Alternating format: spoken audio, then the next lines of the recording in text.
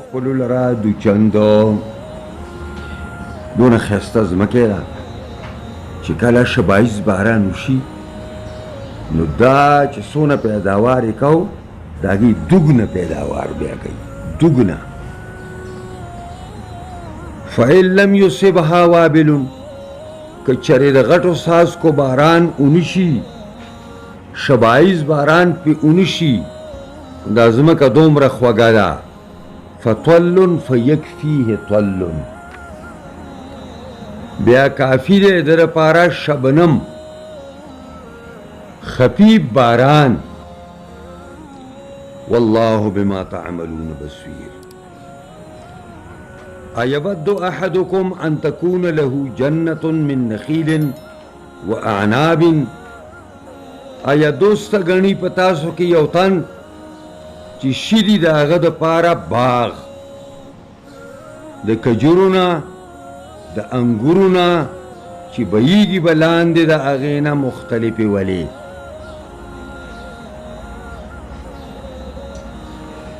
له فیها من کل الثمرات او در پاره په دې باغ کې قسمه قسم پیداواري یوازې دا نه دی چې په پولو باندې کجوره کرلې ده یا انګور کرلی دی بلکې د دې پټي په دې منځ کې دې ځان له غنم هم کري جوار هم کري وربشي هم کري دې په دې کې ټماټر او پیاز او مولی هم کري دلته د ثمرات نه معنا ده او دا سړی خواري کړې وه خو بوډاپه او بوډاوالی پې راغی واصابه الکبر او دې باغ والا سړي ته بوډاوالی ورسي کبر په معنا د کالانسالي شي عمر یې ډېر زیات شي او عمر یې آخر ته ورسي وله ذریة ضعفاء او د ده دپاره بچي وي کمزوري کمزوري یعنې دا احتمال هم نشته چې بچي ګینې غټ دي نو که دی په خپله دا باغ دوباره آبادولی نشي نو بچي به آباد کي نو بچي بیخي ضعیفان او کمزوري فاصابها اعصار فيه نار پس ورسي دې باغ د دې سړي ته څه ورته ورسي اعصار هغه بوربوړکۍ اعصار دا هغه هوا ده چې دا داسې د دې ځمکې نه اوچتېږي او اسمان طرف ته داسې ځي موږ به ورته د پیریانو ماماګانو تنور ویو او چې دا به کله شروع شوله دا پخوا د علاقې خالي وي نو دا به ډېر کېده نو موږ به پکې ټوپۍ اوچته کړه چې پیریانو ماماګانو موږ ته پکې سره واچوه پوهېږئ په دې باندې نو اعصار دغه بړبړکۍ ده نو دا دونه خطرناکه وي چې بسا اوقات دی د خلکو د دې بټو نه دا چتونه موړي دي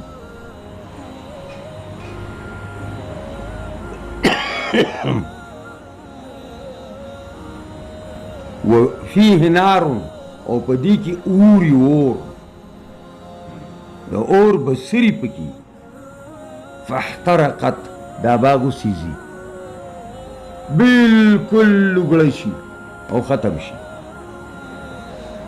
ستاسو څه خیال دی د دې سړي په باره کې هم څه خیال دی دی به څومره مایوسئ څومره به متحیري چې یا زما ربه زه خو بوډا یمه دوباره باغ لګولی نه شمه بچي مې کمزوري دي ضعیفان دي الله دې سره څه چلو کما بچي خو مې هم نشي آبادولی کذلک یبین الله لکم الآیات دقسې الله بیانوي تاسو ته آیاتونه د قدرت خپل لعلکم تتفکرون دې دپاره چې تاسو د الله په نعمتونو کې سوچ وکئ او فکر وکئ تاسو دا مثل چې کله ذکر شي نو دې معنا دای الصفة المستملحة المستغربة. مثال معنا یعنی ما مخکې ترجمه وکړه مثال عجیبه. مستملح دا ته وایي مالګي جن، د ملح نه دی که نه، مستحلا په معنا څه دی؟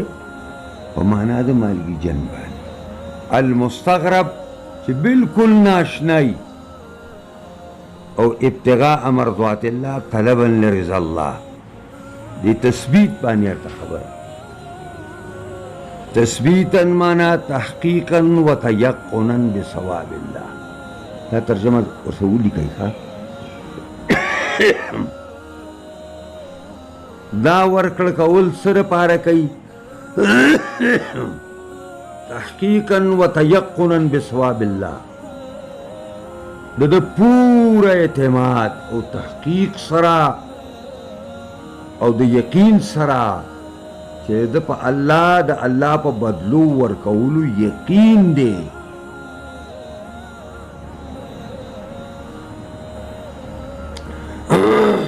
چې الله تعالی به دوی ته دې پر انفاق باندې بدله ورکوي. دا معنا ده د تثبیت. دلته لیکي قد اختلف فی معنی وتثبیتا من انفسهم. دو ترجمې دی کوي دوا. ورجح ما فسرنا به فی التفسیر. ما چې په تفسیر کې کومه معنا وکړه دا ډېره ده چې تحقیقا و تیقنا بمثوبة الله تعالی له. بس وها هنا معنى آخر، دلته یو بله معنا هم شته، لطیف، ډېره باریکه معنا ده، او هغه ده وتثبیتا لانفسهم على الايمان وافعال البر. تثبیتا لانفسهم کله کوي خپل ځانونه په ایمان او په افعالو د نیکۍ باندې، چې لأن الحسنة تلد الحسنة. دا ځکه چې نیکی نیکی راوړي، نیکی نه نیکی چې د هغې نه نیکي پیدا کېږي. نو فهم ينفقون اموالهم طلبا لرضا الله وترويزا منهم لانفسهم. دوی ریاضت کوي د خپلو نفسونو په دې باندې على فعل الخير والاحسان. او ربوه چې دا نو دا المکان المرتفع، اوچت ځای ته وایي. دا پاکستان کې چې ربوه د شیطانانو مرکز دی که نه، دا هم لوړ ځای دی. پوهېږئ؟ دا هم د شیطانانو ځای دی.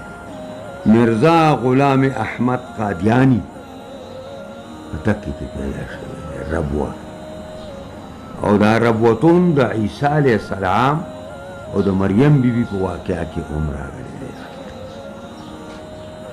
او دا دې دپاره وایي چې په لوړ ځای باندې باغ د لوړې ځمکې فصل دا همیشه صاف او سوتری، ځکه چې پای کې هوا لګي نو مچ هلته نقصان نه کوي. جوړې ځمکې منګه د هغې فصل دپاره د هغې انتخاب کوو چې هغې ته ګني وي یا هغې ته شول وي. ګني په جوړ پټي کې ښه کېږي، ځکه چې څونه اوبه ګنو له ورکوي نو نه خرابېږي، او شولو ته چې څونه اوبه وي دا نور لوړه ځمکه چې کومه ده د دې فصل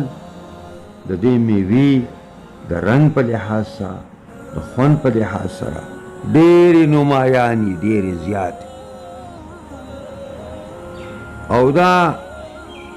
دوچن الله ورکوي، یعنی مضاعفا مرتين او ضعف ما يثمر غيرها.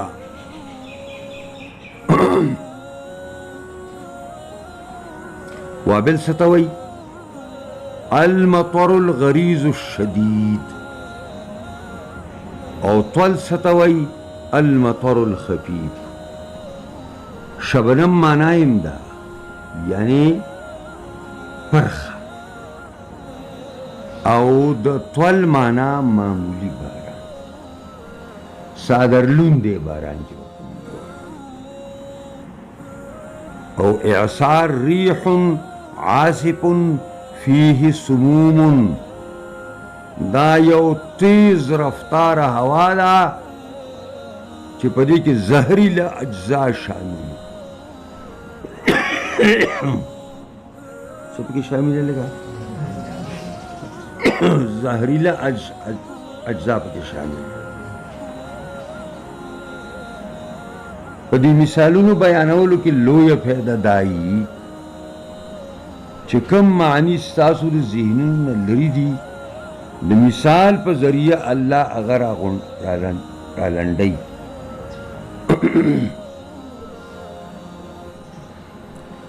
دا دوچندی الله هغه ټیم ورکي چې شرایط برابري او د دې دوچندو موانع موجود نه وي، لکه څرنګه چې موږ مخکې ویله چې منډه او آزاده یا مراعات الناس ته درې خطرناک شی نه دي. فقیر الله تکلیف ورکول، فقیر باندې زباتنه کول، او په خرچه کې ځان خلکو ته ښودل. د دې وجې نه بطلان صدقات المان والمؤذي والمرائي وعدم الانتفاع بشيء منها، د دې دریوانو کسانو په خرچو کې دي ته ذره بر پیدا نشته، ذره بر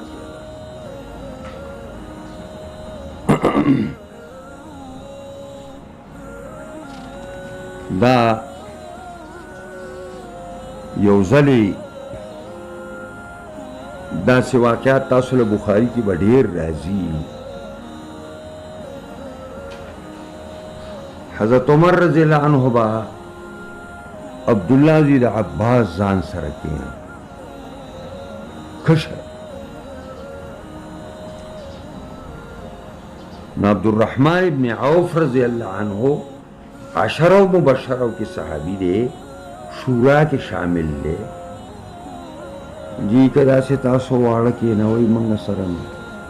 داسې واړه زامن خو زمونږ هم شته.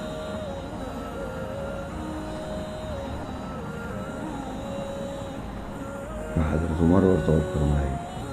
عبدالرحمن ته پیژنې عبدالله خپل زوی به هم پیژنې که نه؟ د عبدالله پیژنې که نه؟ دا د کشرۍ باوجود څومره لوی علم ورته الله ورکړی.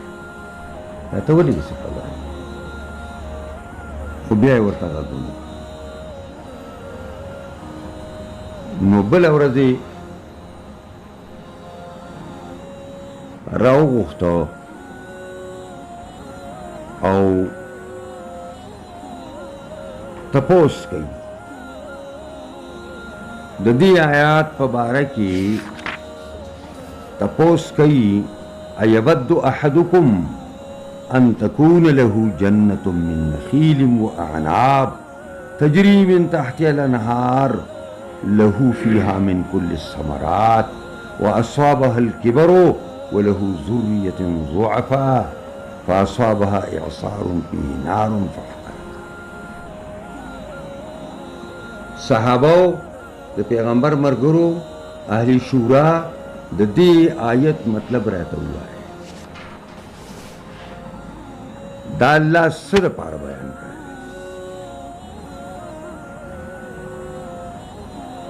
نو دی روى البخاري أن عمر رضي الله تعالى عنه سأل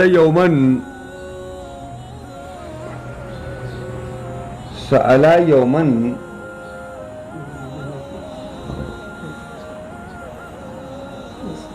साथ लगा लो, एक साथ कहने लगा। माखवात के नहीं रवल बुखारी अन उमर रजी अल्लाह ताला अन्हु सअल यौमन अस्हाब रसूलिल्लाह सल्लल्लाहु अलैहि वसल्लम पर शौरा की द मरगरो द पैगंबर इस्लाम न दी आयात तपोस अयवद अहदुकुम قالوا الله अअलम चाप के अल खुदे पुईगी فقالوا قولوا نعم دغه وقالوا بعضو ویلی چې دا نعلم او لا نعلم بهرحال حضرت عمر ورته ویلی چې چپ دا تاسو شروع کړئ سم خبره وکړي چې یا پوهیږو نه یا نه ما ته جواب راکړئ وقال عبد الله ابن عباس رضي الله عنهما في نفسي منها شيء کشر لک ناس تے عبداللہ سے د مسلمانانو مشرا امیر المومنین د دې په باره کې زما زړه کې یو خبره را زه تاسو ته دا کوم وقال عمر يا ابن اخي قل ولا تحقر نفسك وراره وایا او مګنا ځان خپل سپک مګنا چې ته وړوکې ماشومې وقالا ضربت مثلا لرجل غني دا قرآن مثال د یو مالدار سړي ذکر کوي یعمل بطاعت الله مالدار سړی دی او په نیکۍ کې اړم دی او د نیکۍ کارونه کوي ثم بعث الله له شیطان بیا ورته الله شیطان راولیږي فعمل بالمعاصي نو دې ګناهونه شروع کړي حتی اغرق اعماله حتی چې خپل تمام اعمال ډوب پیږي په دې باندې ما په خپل لږه زندګۍ کې داسې کسان ولیدل داسې کسان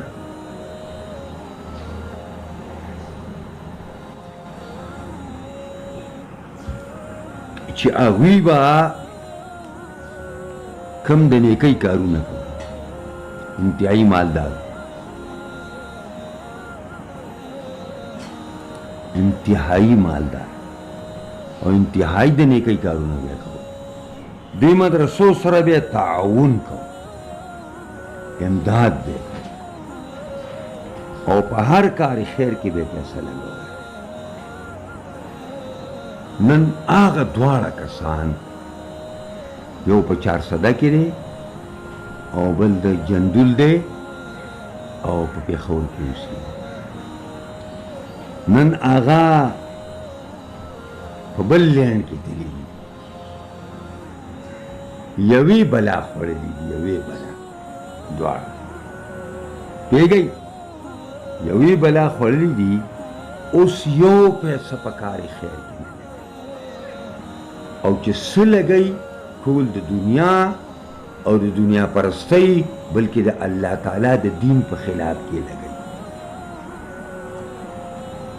نمونه ارته نه علم بیا به ارته نوم ووالم چې دا دغه نو پوهېږئ په دې باندې دا زما خپله دا دغه دی دا دقسې قسم خلک دا د دې آیات مصداق دی چې دی لګیا دی د نیکۍ کارونه کوي او لوی مالدار دی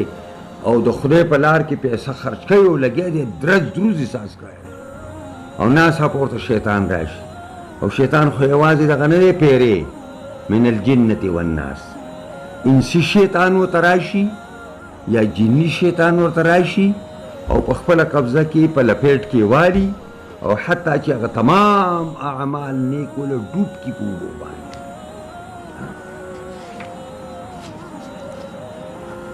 يا أيها الذين آمنوا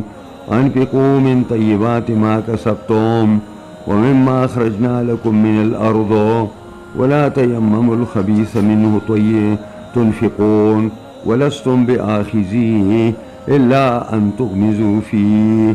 वालमू अन्नल्लाह गनियुन हमीद। अब्दुल्ला से तेरा जवाब हो को अमीर मोमिनीन सुवे निकला कम अब्दुल्ला से तेरा जवाब निकला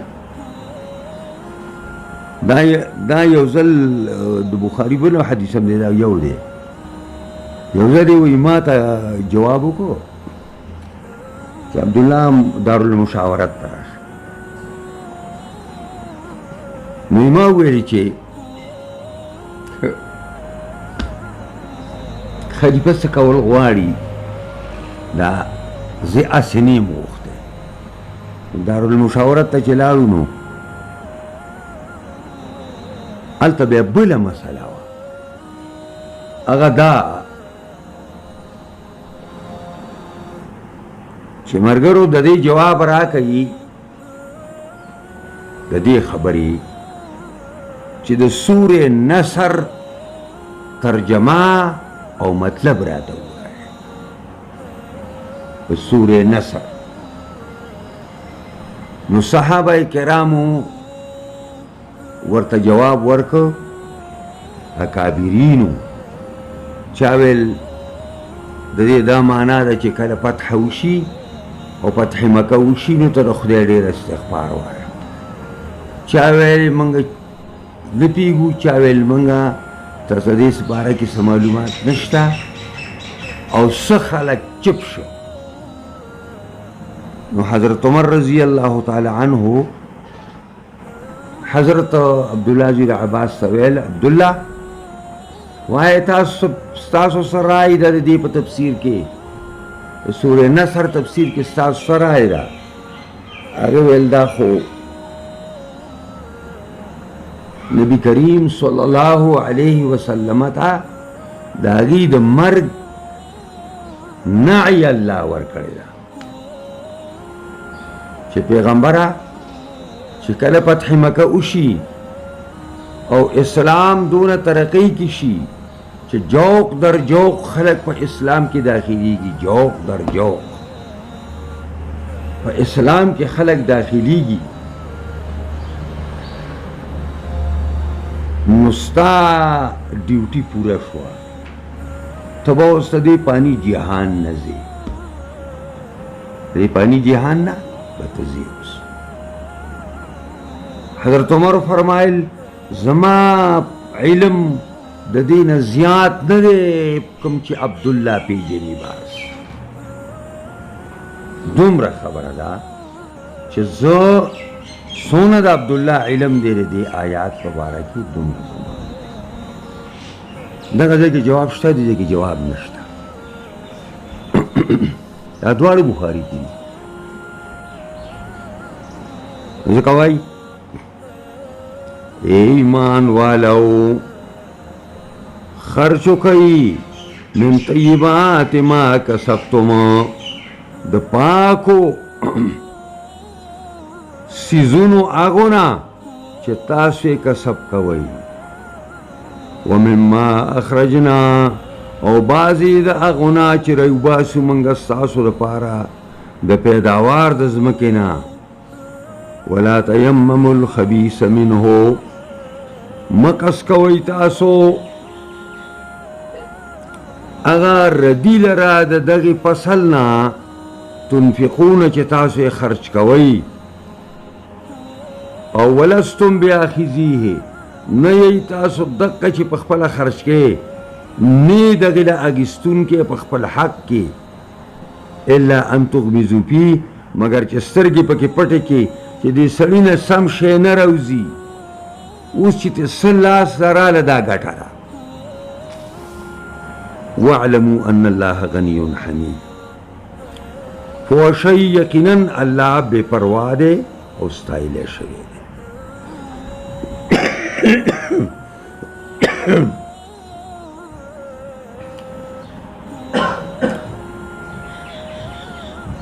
نو الله تعالی په حدیث کې راځي طیب دی او لا يقبل الا طيب نہ قبلی مگر پاک او صاف او سوتر شے او ته ستا په لوټونو کې چې کم پریوتی لوټ دی نو هغه رالی دا په دې زبرګه میاشت کې موږ د چاندې دپاره ګرځو نو دا زاړ زاړ لوټونه چې کوم دی را جمع کړي نو دا به تاله یا چې په دکان کې ورسره کم شی ردي شو چې هغه نه خرڅېږي نو اکه شی به تاله درکوي نو دا یاد ساتئ چې دغه د 10 روپو لوټ دی که زوړ دی او که نوی دی په 10 روپۍ بدلېږي او په پاکستان کې په پیالۍ چین نه کېږي که نوی دی هم پې نه کېږي او که زوړ دی هم پې نه کېږي نو بیا ولې سړی ښه شی ولې نه رالي چې کوم شی ستا په دې زړه کې د زړه پورې تړلی دی دا به رالي او د الله په لار کې راورکوي دا نه چې په بچو کې هغه سړی به ته مدرسې ته راولي چې یا ګوړي یا شلي نه ستا په بچو کې چې ستا اړه پورې کم تړلی بچی دی دا به مدرسې ته راولي الشیطان یعدکم الفقر ویأمرکم بالفحشاء والله یعدکم مغفرة منه وفضلا والله واسع علیم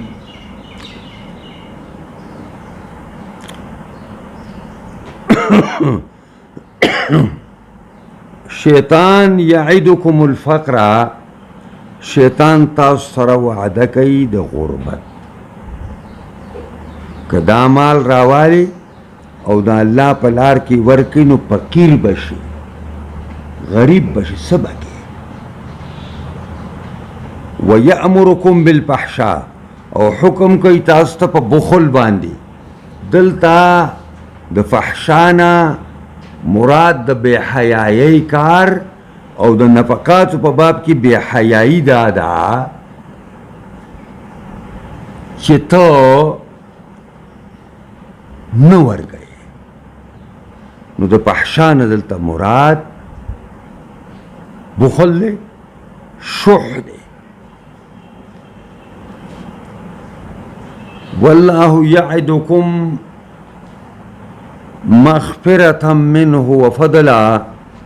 او الله رب العزت وعده کوي تاسو سره د بخشش د خپل طرف نه که زما لار کې ورکړه کوئ نو زه به درته بخښنه وکړم ځکه چې په الله په لار کې په ورکړو باندې ګناهونه رجیږي او وفضلا الله تاسو سره وعده کوي د زیات درکولو چې د الله په لار کې څه ولګې الله د هغې څو چنده تعالی زیات درکوي والله واسع علیم ځکه الله تعالی پراخه دی نو د هغه د خزانو کې هم څه کمی نشته قوت پراخه دی هر څه ته ورغلی دی او علیم پوه دی په نیتونو د هر چا یؤتی الحکمة من یشاء ومن یؤت الحکمة فقد اوتی خیرا کثیرا وما یذکر الا اولو الالباب دا بلا خبره ده دا خلک وی دا علما بخیلان ٹھیک ده که نو علما څنګه بخیلان د علما عمر سخیان په دنیا کې نشته دا هغې چې دا کومه خزانه تقسیموي د علم او د حکمت دا د دنیا د تمامې خزانې چې راوالي د دې یوې خزانې مقابله نشي کولی او څنګه چې مال او دولت صدقه ده نو دارنګې د علم دین خلکو ته ښودل دا یو بهترینه صدقه ده یؤتی الحکمت من یشاء ورکی اللہ تعالی پوی پا دین کے چاہتا چھ دا اللہ خوخشی ومن یؤت الحکمہ او چاہتا چھ ورکڑے شلا پوی پا دین کے نو فقد اوتی خیرن کثیرا یقیناً ورکڑے شدتا یو دیر لوی خیر وتا ورکڑے شد وما یذکر الا اولو الالباب پنو نصیحت نقبلی مگر خاوندان دا خالص و عقلونو گورا طیبات من جید اموالکم و اسلحها ستا پا مال کی چکم کرا مال دے و کم صحیح مال دے دکا ومما اخرجنا لکم من الارض من الحبوب و انواع الثمار دا دی مما اخرجنا لکم من الارض تمام فصلون مراد دی چی سم رستاسو پا پٹو کی او بیا قرآن دا خبر اوکڑا چی دا پسل تعالی اللہ اکو نو تبیا چی دی کی کم ردی دے کم پریوتے دے کم پک خراب دے نو آغت دا اللہ پلار کے ورکے نا دا کار مکوا کنا او دغا خراب شے چی تیر اللہ پلار کی ورکول غواڑی دا اللہ پلار کی کدا تالا ستا پا حق کی سوک در کئی نو تے نالی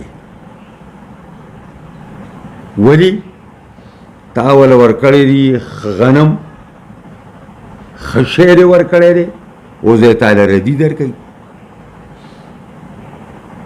خو باز سڑے پا دی مشہوری چیز ندر کئی نو پا بازی وقت کے بلکزان تیر باسی چالک خشی خوتے نروزی دا خراب تیوالے گلی دام ندر کئی بلو رضی نو الا ان تغمزو ابصارکم عن النظر فی رداءته فتاخذونه بتساہل منکم وتساہل سترگی پہ پٹکے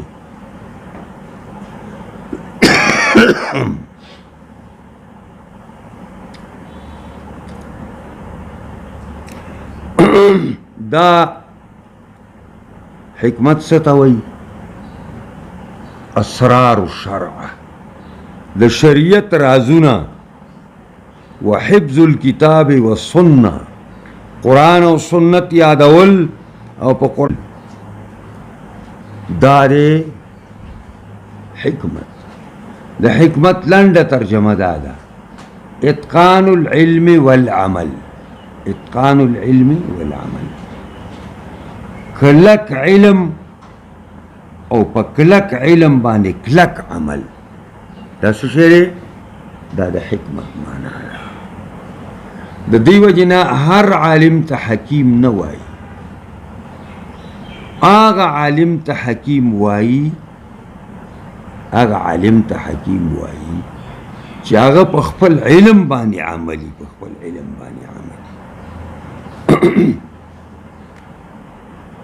نبیا دکا بیا کامل عالم دے او دغا خدا ترس دے او دغا صحیح درست لار خلقو تخی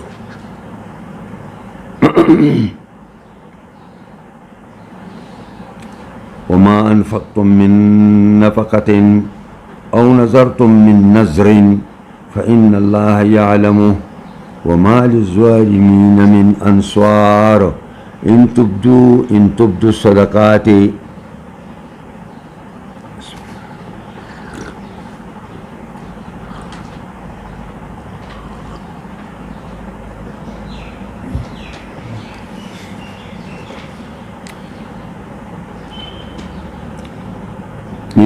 الصدقات فنعما هي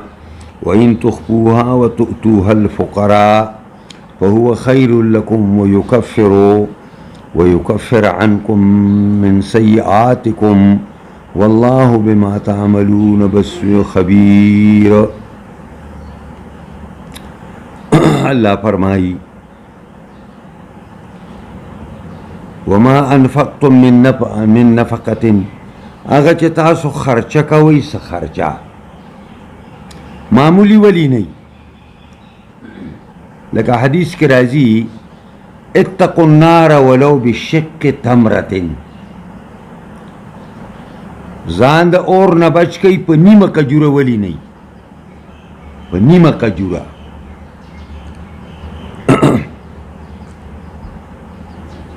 نو او نظرتم من نظر یا تاسو نظر ومنئ نظر منل دی ته وایي دا زده کوي ځان سره چې غیر لازم په ځان باندې لازمول چې د جنس د هغې نه لازم په شریعت کې وي لکه به طوري مثال په ما باندې د الله دپاره 2 رکعاته مونځ دی نو په شریعت کې د سار مونځ 2 رکعاته دی شته نظیر یې که نه نو لازمول نظر څه ته وایي لازمول د غیر لازم په ځان باندې چې د جنس د هغه نه لازم په شریعت کې وي دا د نظر معنا فإن الله يعلمه الله په دې نفقه ستا هم پوهه دی او په دې نظر باندې هم پوهه دی نو تا ته به د دې دواړو بدلې درکوي او وما للظالمین من انصار د ظالمانو دپاره هېڅوک مددګاران نشته بیا د ظالم دپاره چې کله الله تعالی یې نیسي نو دا تمامه دنیا که راټوله شي نو بیا چې کومه دی د الله نه خلاصولی نه شي ان تبدو الصدقات که چې تاسو ورکوئ خیراتونو لره او په ډاګه باندې ورکوئ نو فنعم ما هي څه بهتره ده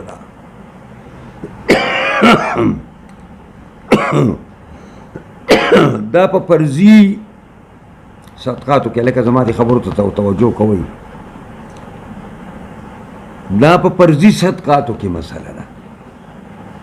که فرضي صدقاتو سړی په ډاګه باندې ورکوي نو ډېره بهتره ده ځکه ډېر کرته مالداران خلک شته دی او د هغې نه هېڅوک خبر نه دي چې دی زکات ورکوي او که نه ورکوي د دې وجې نه په هغه مالدارانو باندې الزام لګوي خلکو چې بھائی دا سړی زکات نه ورکوي دونه لوی مالدار او د زکات نه ورکوي نو زکات ورکول په ډاګه باندې یو خو د ځان نه دا تهمت لري او دویم نور سرمایدار او مالدار خلک بر دې نه عبرت والي کله کله په نفلي صدقاتو کې په ډاګه ورکول ډېر بهتر دي هغه دا ستا خواله یو فقیر او مسکین راغی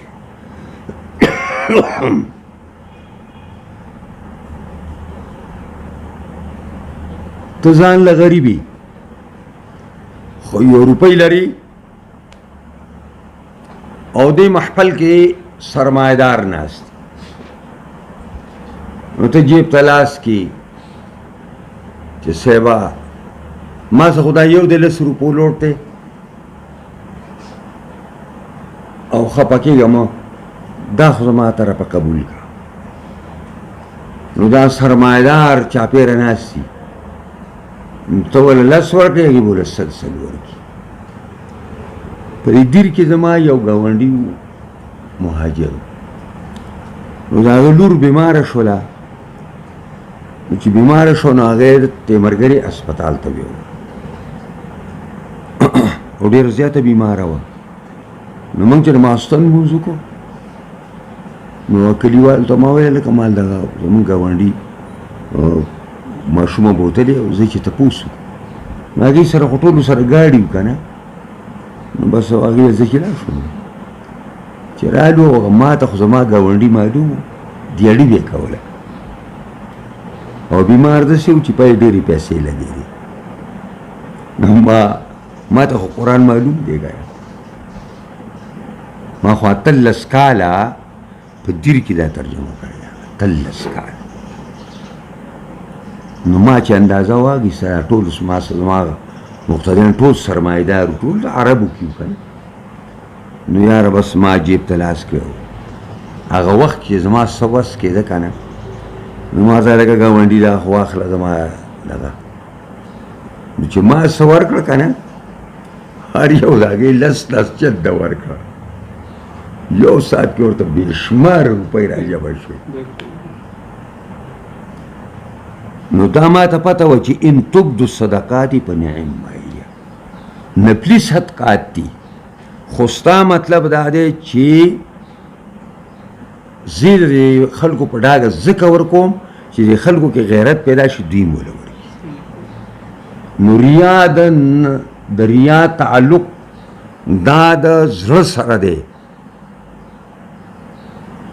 که ستاړه کې ریاکاري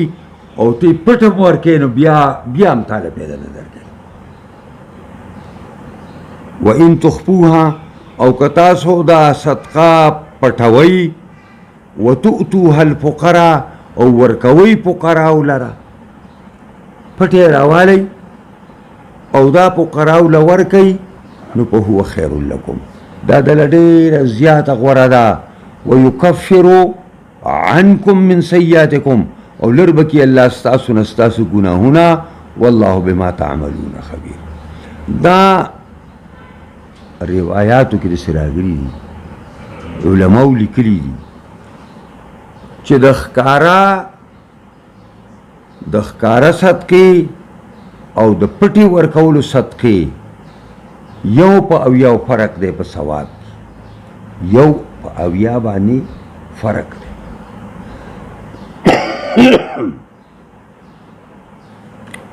او پیغمبر خدا وایي چې بهترین صدقه دا ده چې ته په ښي لاس باندې ورکوې نو ستا ګس لاس ته خبر نه دی وایي نو دا خو کېدی نه شي چې ته په ښي لاس باندې ورکوې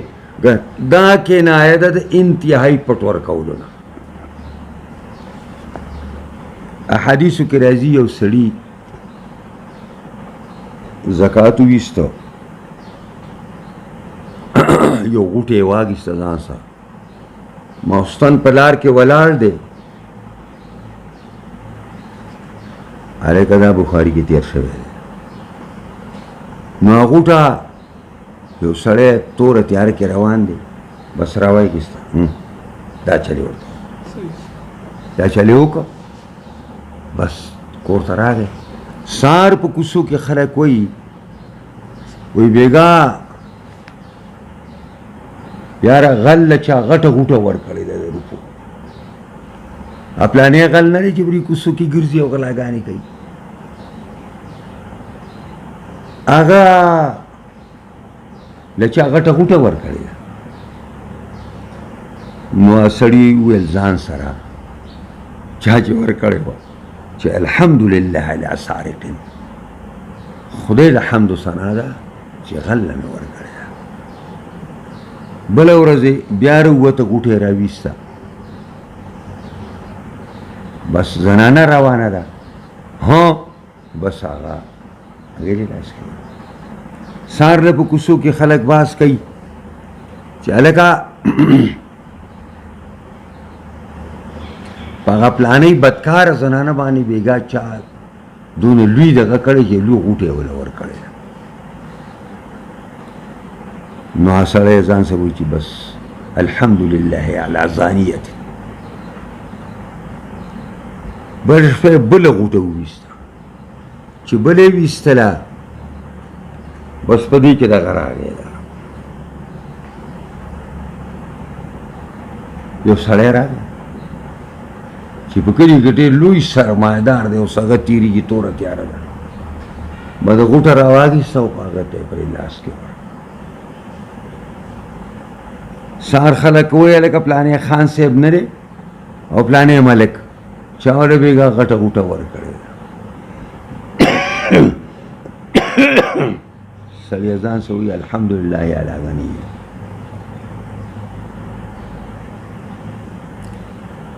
دی سړی ته دا سراله د الله د طرف ورته خبر راله په هر طریقه چې راله لکه ورته الله واچوله الهام هر چاته کی د بخاري حدیث ته راځي چې سویم ګوري ورته ویلې شي چې ته خپه کېږه ما کېدای شي د غل ستا د ورکولو د وجې نه غلا نه قلار شي دا زناکار ستا د ورکولو د وجې نه د زنا نه قلار شي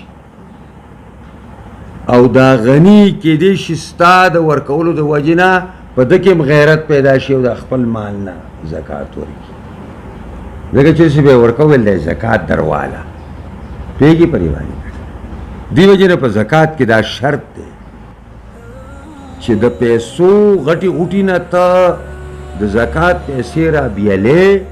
نو دې وخت کې به نیت کې د زکات یا پیسې دې را بیلې کړي نو چې د فقیر په لاس کې ږدي نو نیت به کوې بلکې ډېره بهتره دا ده چې سړی فقیر له پیسې ورکوي نو چې دا زکات دی کېدای شي د سړي د ځانه فقیر ساز کړی او ای دی مالدار نو که هغه د خدای نه یېرېږي او ووایي چې زه نه علم زکات زه خو مالدار یم زه به زکات څه بهرحال دام روایت او د حدیث کې به تاسو له راشي انشاءالله نو په هو خیر لکم ویکفرها اخلاص ليس عليك هداهم ولكن الله يهدي من يشاء وما تنفقوا من خير فلأنفسكم وما تنفقون إلا ابتغاء وجه الله وما تنفقوا من خير يوفى إليكم وأنتم لا تظلمون للفقراء الذين احصروا في سبيل الله لا يستطيعون ضربا في الأرض يحسبهم الجاهل أغنياء من التعفف تعرفهم بسيماهم لا يسألون الناس إلحافا وما تنفقوا من خير فإن الله به عليم الذين ينفقون أموالهم بالليل والنهار سرا وعلانية فلهم أجرهم عند ربهم ولا خوف عليهم ولا هم يحزنون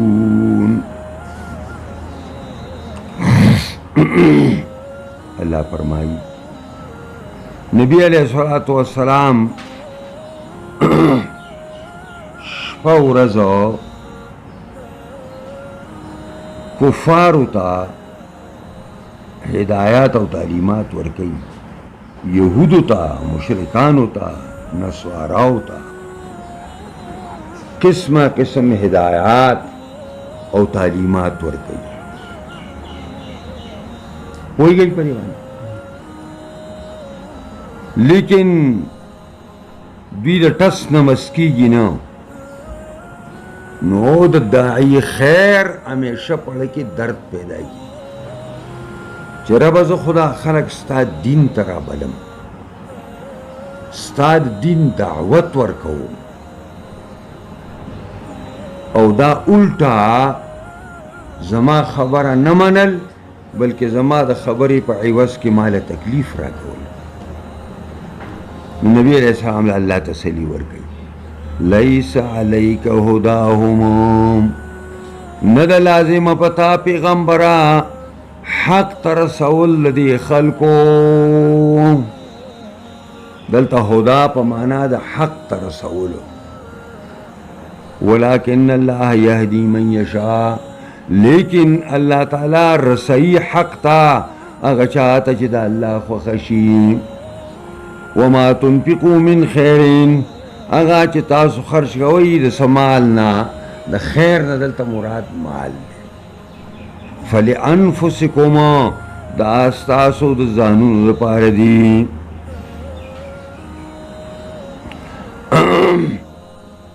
دا ستاسو د پیدې لپاره دي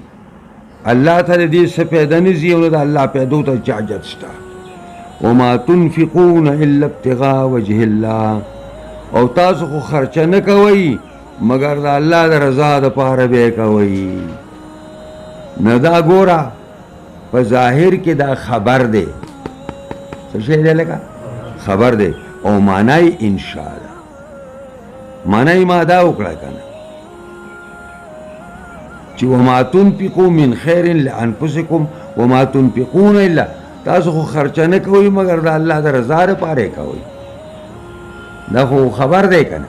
معنا دا ده خرچه مه کوئ تاسو مگر د الله د رضا دپاره یې وکړئ وما تنفقوا من خیر هغه چې تاسو خرچ کوئ د څه خیر او مال نه یوفی الیکم پوره پوره به درکړی شي تاسو ته د هغې بدلې وانتم لا تظلمون او په تاسو به زیاتې ونه شي ستاسو نه به ستاسو کټوتي ونه شي ځکه ظلم د ازدادو نه دی ظلم زیاتی ته هم وایي او ظلم کمی ته هم وایي نو په تاسو باندې به زیاتې ونه شي چې ستاسو اعمال او ورکړه به الله تعالی په هغې کټوتي وکړي او یا معنا دا ده چې په تاسو باندې به کمی ونه کړی شي د ثوابونو او به الله پوره درکوي